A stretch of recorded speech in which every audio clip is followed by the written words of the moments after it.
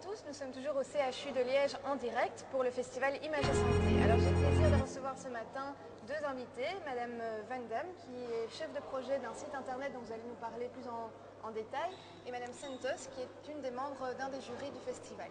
Alors je commence avec vous Madame Van Damme, de quoi parle votre site internet?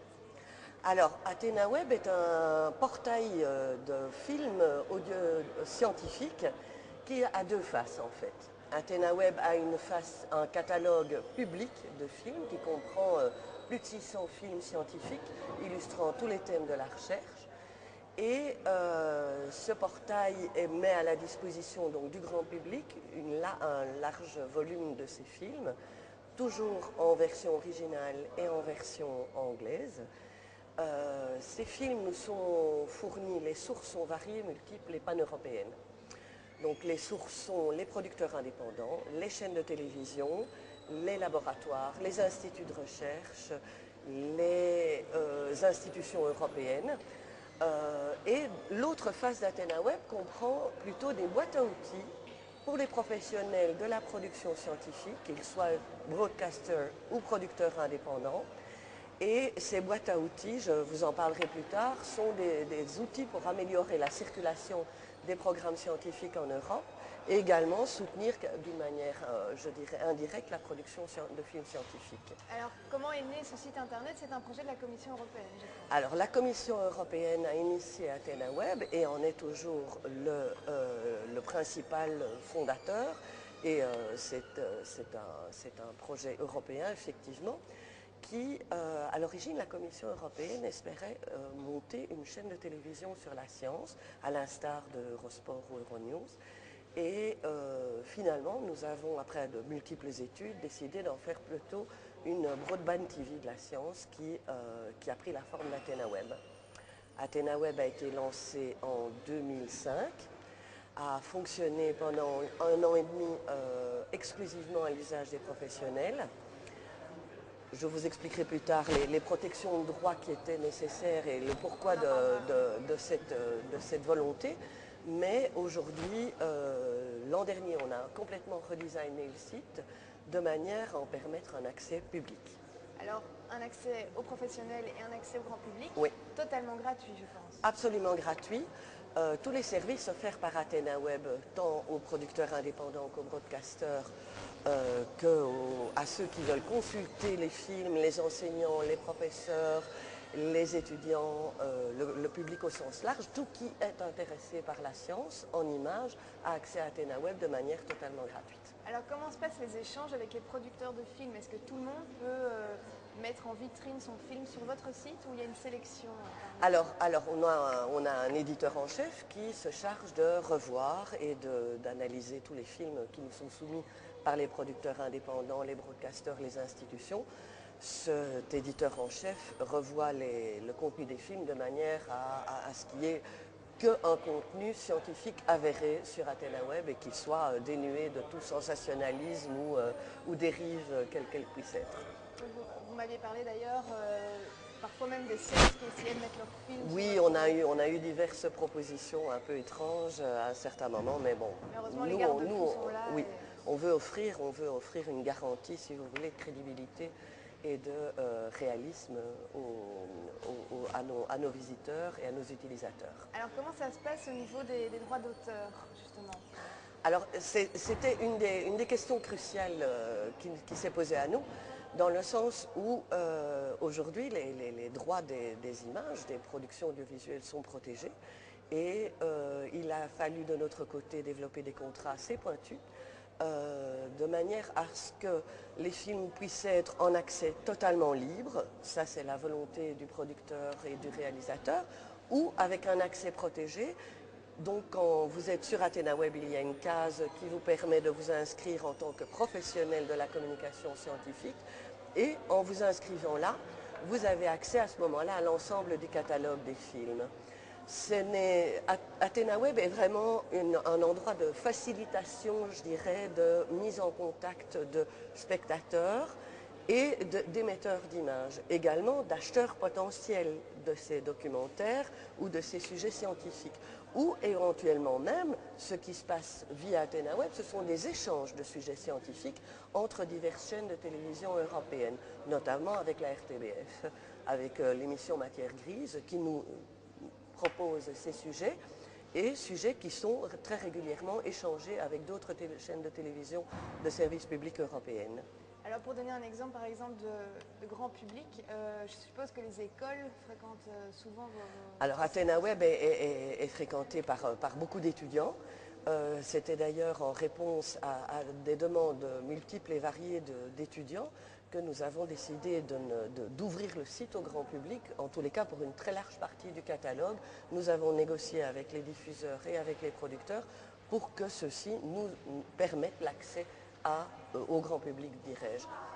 On a eu des demandes d'étudiants qui nous disaient « Ah, mais je dois absolument faire un sujet sur les nanotechnologies, je n'y comprends rien, j'ai vu que sur votre site il y avait des films sur les nanotechnologies, est-ce que je peux y avoir accès ?» Évidemment, à l'époque où le site était protégé, on offrait cet accès. Maintenant, il n'y a plus question de l'offrir, c'est au grand public.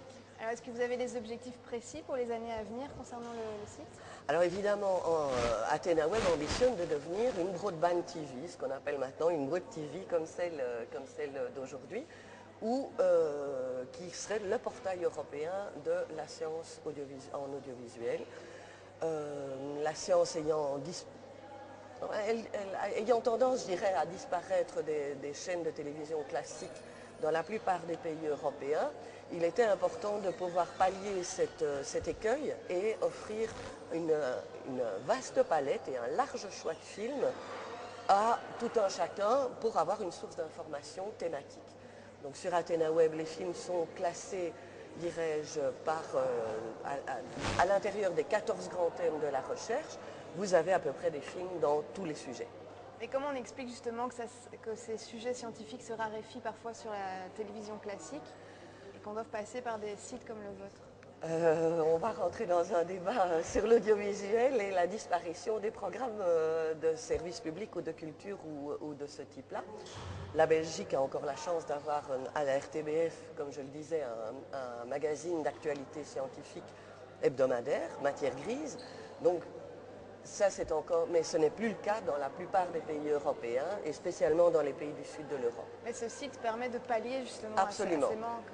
Absolument. Alors aujourd'hui, AthenaWeb, je dirais que le portail, les fonctionnalités du portail sont exclusivement en anglais, mais les films, comme ils viennent de toutes sortes de sources européennes, sont, eux, dans leur langue originale et nous offrons aux producteurs la traduction en version anglaise sur papier pour permettre un plus large accès, dirais-je, parce que sachant que l'anglais est la langue de la science, ça fonctionne comme ça. Alors pour les personnes qui auraient raté certaines projections du festival Images et Santé ou qui n'auraient pas eu la chance de venir, est-ce qu'ils seront en mesure de voir cette production alors sur votre site? nous avons proposé à Images et Santé pour tous ceux qui auraient raté les films ici au cours du festival, de les numériser et de les indexer et de les mettre en disposition sur AthenaWeb pour que justement ceux qui n'ont pas pu venir puissent les voir à la suite du festival. Merci beaucoup.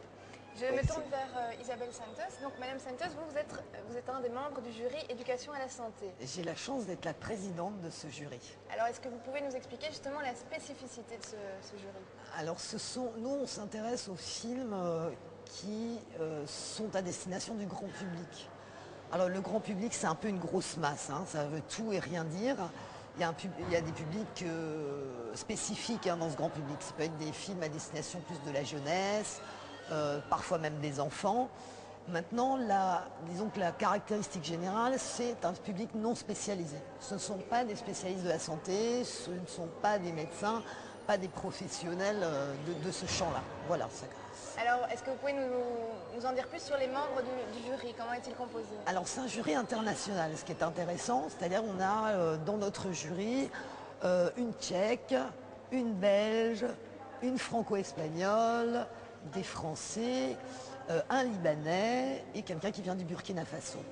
Donc ça c'est intéressant parce qu'on a en même temps, ce sont soit des gens qui travaillent dans le domaine de la santé, soit des professionnels de l'image, sont producteurs ou réalisateurs, mais on a chacun notre vision culturelle des choses. Alors c'est pas aussi séparé que ça, mais c'est intéressant justement de voir les sensibilités par rapport à la culture d'origine et par rapport effectivement à la façon dont quelqu'un envisage la diffusion de tel ou tel film dans un autre contexte que celui-ci, quoi. Alors justement, quand on est plusieurs et qu'il y a plusieurs nationalités dans un jury, comment est-ce qu'on arrive à se mettre d'accord sur les choix des nominés? Ah ben c'est tout l'enjeu du dialogue et du dialogue interculturel. Et en même temps, on est quand même des professionnels de secteur. Donc il y a des choses sur lesquelles on est assez rapidement d'accord. Si on parle de qualité de l'image, c'est assez rapide. Si on parle de qualité d'une bande son, idem. Maintenant, je crois que ce qui va faire la différence, c'est la façon dont les sujets, le traitement du sujet lui-même. Là, on a parfois des discussions parce que les approches peuvent être différentes. Il y a des gens qui vont dire c'est pas assez didactique. Alors que nous, par exemple, quelqu'un d'autre va dire ah non, si on commence à faire trop didactique, ça ennuie les gens. Donc c'est ces petites discussions-là. Mais curieusement, par exemple, pour les prix les plus importants, on est assez rapidement d'accord. Le premier prix, il émerge. On va plutôt avoir des discussions sur les petits, sur les autres prix. Je crois que c'est un premier prix, presque tout le monde va le voir surgir à un moment donné des journées. Alors je ne dis pas qu'il a encore surgi, hein, pour notre jury on n'en sait rien, parce qu'on a encore une journée nous, de projection. Mais finalement, c'est pas là-dessus qu'on va avoir les plus grandes discussions. C'est vraiment sur les détails. Et alors, est-ce qu'il y a des prix spéciaux aussi? Alors il y a des mentions, on peut attribuer des mentions. Je pense qu'on en a déjà quelques-unes, parce qu'il y a des choses, en fait, moi ce qui me frappe, c'est en même temps, on a l'impression que la santé, bon, on va faire des films, c'est classique, et il y a des gens qui ont vraiment de l'imagination. Il y a de l'inventivité, c'est pas un domaine très facile, comme aucun domaine de la science, je pense. Alors soit on peut tomber dans le sentimentalisme, si on raconte des histoires de malades, soit on peut... Et en même temps, il y a des gens qui ont une vraie imagination pour traiter d'un sujet qu'on a l'impression qui a été traité 10 000 fois et qui là vont créer la surprise en ayant un nouveau regard. Et ça, c'est fantastique. Ces découvertes-là, c'est peut-être les meilleurs moments qu'on passe. C'est de se dire, d'être là au début comme tout le monde en se disant, oh là là, mais ça on a déjà entendu 20 fois, 100 fois, 10 000 fois. Et puis non. C'est comme si c'était la première fois qu'on en entendait parler. Ça, je trouve ça vraiment... Enfin, on est d'accord avec le membre du jury, hein, ça nous est arrivé là cette année. Mais vous êtes à la base journaliste scientifique? Voilà, je suis journaliste. Alors, journaliste scientifique, ça peut créer un peu une erreur pour les gens. C'est-à-dire, ils pensent que j'ai une formation de scientifique et je suis devenue journaliste. Moi, c'est l'inverse. J'ai une formation de journaliste et j'ai rencontré la science, qui ne m'intéressait pas. Vous pouvez nous expliquer en quoi consiste votre métier, justement? Eh bien, d'essayer d'être le passeur entre le monde scientifique qui apparaît très souvent aux gens comme un monde fermé, un monde qui s'occuperait que de lui-même, très sérieux, très rigoureux, et qui en fait impacte sur la société maintenant d'une façon très très forte, qui décide parfois même de la naissance de quelqu'un. C'est-à-dire qu'aujourd'hui, par exemple, si on prend le champ de la procréation médicalement assistée, c'est un champ qui aujourd'hui peut dire à un couple en désir d'enfant et qui a un souci, oui, je peux peut-être résoudre votre problème et donner naissance. Il y a des gens qui sont nés maintenant avec ces méthodes-là. Et donc c'est extrêmement impactant, hein, et des choses des fois qu'on n'imagine pas. Et comment on fait pour vulgariser une matière difficile lorsqu'on n'est pas soi-même scientifique? On s'acharne. De toute façon, c'est le boulot du journaliste. Moi, je crois à une chose. Parce que souvent on me dit mais la science c'est pas comme les autres. L'économie c'est aussi compliqué que la science. Moi la bourse j'y comprends rien, donc toutes les balances économiques je suis perdue. C'est aussi compliqué, mais je pense que c'est comme tous les savoirs, c'est comme toute la connaissance. Il faut de la curiosité et puis il faut de l'effort. Et je dirais que moi, dans le domaine, je me suis surtout servi des hommes. Les chercheurs, c'est des hommes. J'ai fait des rencontres humaines, avant tout, et c'est elles qui m'ont pris la main et qui m'ont conduit. Alors des fois, je les ai tirés, je leur ai dit non, non, vous allez trop vite, moi ça va pas. J'ai parfois passé des heures et des heures à dire à quelqu'un, moi j'ai pas fait 20 ans de physique, alors faut pas me parler comme ça. Il faut arrêter. Moi, je suis allée au CERN à Genève, j'ai l'impression de tomber dans un monde de dingue. Et puis, on parle d'homme à homme, bon, sur leur passion, c'est des gens passionnés, passionnants, et vous leur dites, attendez, moi j'ai fait un petit bout de chemin, mais faites-en un vers moi. Et en plus, que je les motive en leur disant, bon, il y a des tas de gens qui ont envie de comprendre ce que vous faites, mais si vous le dites comme ça, on va rien y comprendre. Et ben, il y a des choses qui se passent, c'est des vraies rencontres. Alors quels sont les risques parfois lorsqu'on informe le public, mais parfois il est victime d'une surinformation? Est-ce qu'il n'y a pas parfois des risques? On a deux risques, nous. C'est la surinformation, c'est-à-dire se jeter à tête perdue là, sur une info. On l'a fait pour la génétique, avec maintenant des erreurs dont on s'est rendu compte. C'est-à-dire qu'on a un petit peu au départ tellement dit, voilà, c'est notre livre, c'est ce qui nous décide, etc., qu'on a presque créé le sentiment de déterminisme génétique. Tout est déterminé par la génétique. Ça, on a pris un risque en parlant tellement et la façon dont on a voulu le vulgariser, qu'on a presque induit des idées que maintenant on est en train de corriger. Voilà. Mais c'est un peu le risque de toutes les infos scientifiques. Au départ, on est obligé d'utiliser parfois des métaphores, des images. Et il faut être en même temps vulgarisateur, c'est-à-dire c'est vrai, essayer de simplifier ce langage, ce jargon qui n'appartient qu'à un domaine, parce qu'un scientifique et un autre, quand ils ne sont pas du même domaine, ils ne se comprennent pas. Hein. Vous mettez un géologue et un biologiste moléculaire, ils sont comme nous, hein, ils sont naïfs l'un pour l'autre. Mais donc on doit vulgariser, c'est-à-dire simplifier, expliquer, sans tomber parfois dans des raccourcis. Après on le regrette.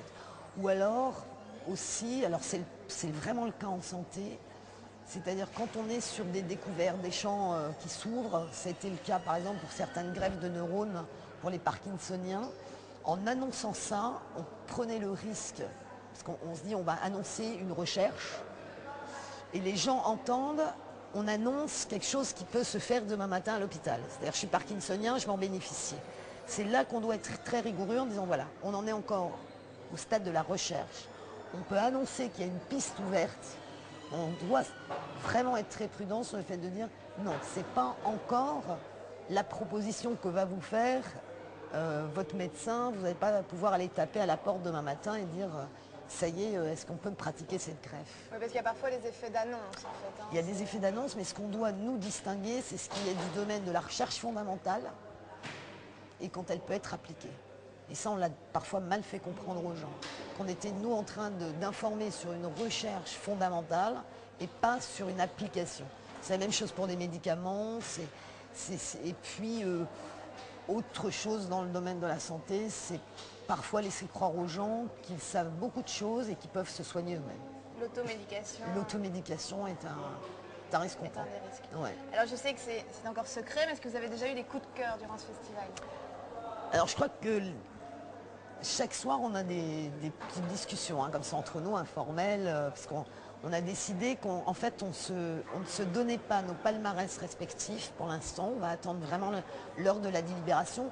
Il faut qu'on donne une chance aux films qu'on voit jusqu'à la dernière minute. Nous, notre travail, c'est d'être attentif jusqu'au dernier film, la dernière minute de projection.